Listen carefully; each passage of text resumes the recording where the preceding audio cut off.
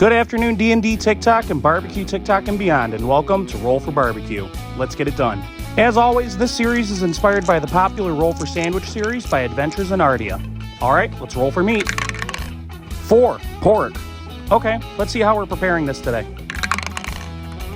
2, pork ribs. Okay, I went to my local butcher and picked up some baby back ribs. What we're gonna do is cut these competition style and just trim the edges off. Don't worry, we'll definitely use these pork trimmings. Next, we're removing that membrane, and now it's time to roll for binder. 1, mustard. Okay, we're gonna be using French's yellow mustard.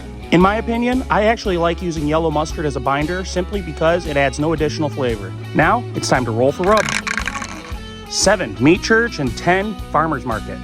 Let's start off by rolling for meat church. 9, Texas sugar. All right, this is actually a really good rub.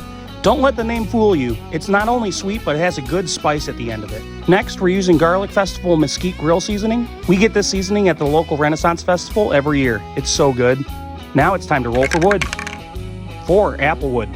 Awesome. We're brushing the snow off of the char griller Grand Champ, starting a fire, and now we're gonna cook these ribs for about 3 hours. I usually like cherry wood on my ribs, but apple works great.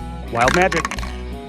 2, meat skeet of apple juice. After some of the wild magic choices we've had lately, I can definitely go for a meat skeet of apple juice on my ribs. After about 2 hours, we're gonna go ahead and start spraying the meat with some apple juice. After about 2 hours, we're gonna go ahead and wrap our ribs in some tin foil. We have some unsalted butter, some brown sugar, and we're gonna spray it with some apple juice again. We're gonna continue to smoke for another 2 hours, and then after 2 hours, we're gonna unwrap them, then place them back into the smoker. We're also gonna cut this slab of ribs in half just in case the D20 sauce roll is coming back with a vengeance. And now it's time for the D20 sauce roll.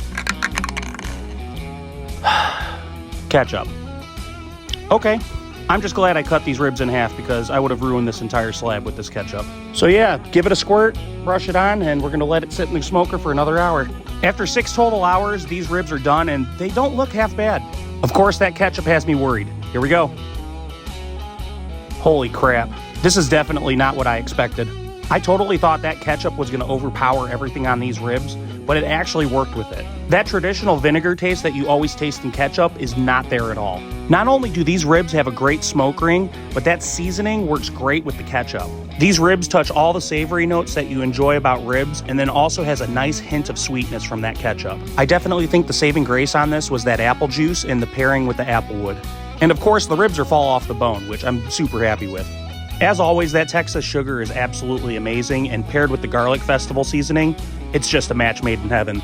And after many weeks of the D20 sauce roll and wild magic screwing me over, it is nice to have a refreshing rack of ribs. So for that, we're gonna give this a 9.4 out of 10, and we're gonna call this one the Pleasant Surprise.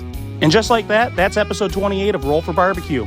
Like, follow, share, and subscribe, and of course, we'll see you at the next barbecue.